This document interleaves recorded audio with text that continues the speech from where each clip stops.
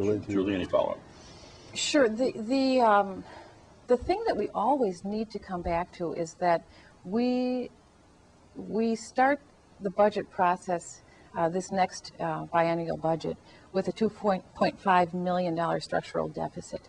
And we do need to always come back to the notion that we're sort of like a family that has been putting purchases on credit cards now for quite a long time. And we need to stop and think and create a budget for ourselves a little bit.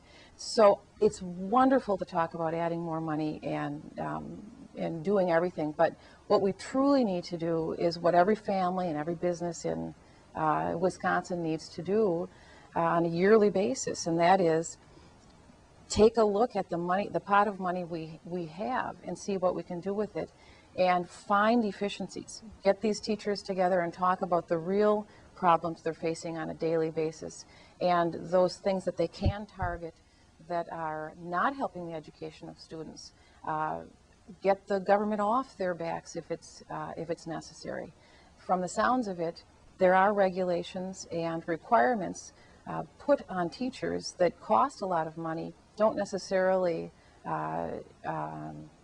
improve the education of the children, and could perhaps be considered to be eliminated.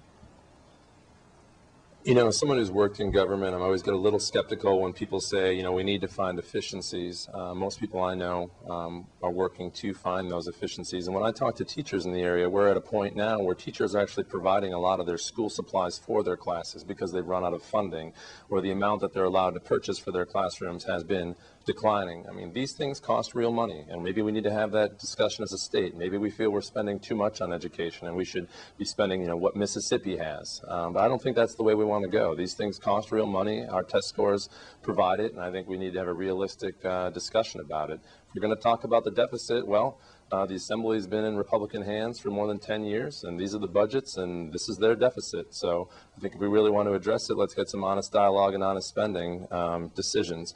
The last thing I'll say about accountability in schools is we also have an assembly that supports giving public dollars to private schools.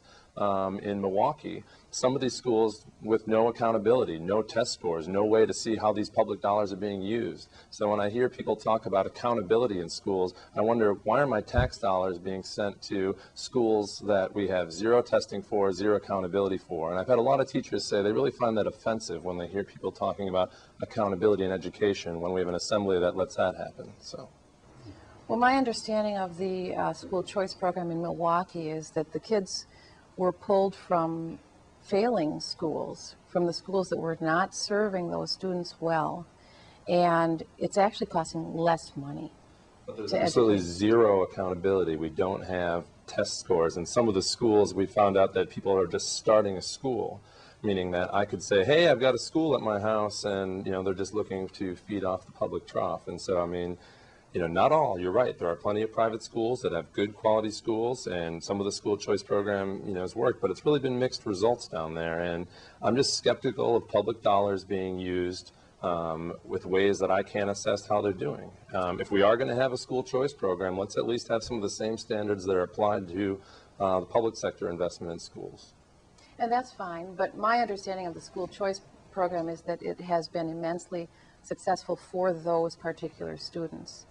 And in terms of bipartisan attempts to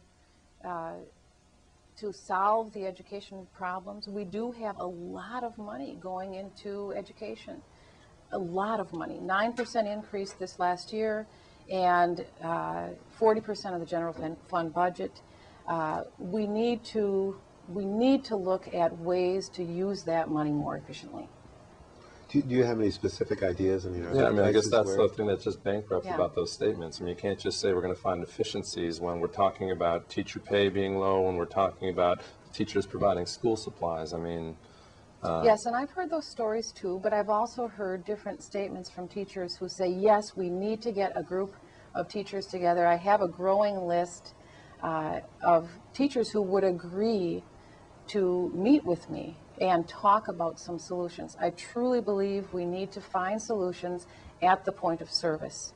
And debates and discussions and finger pointing at the legislative level is not very helpful quite often.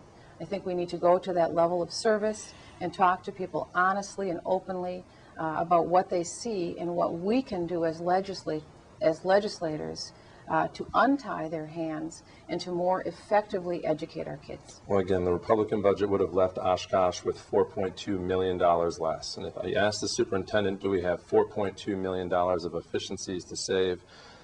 I'm going to say that 4.2 would have either been passed on to local property taxpayers or we would have closed a couple schools. So I think there's a clear choice here on whether we're going to invest in education or whether we're going to, cut our kids dry.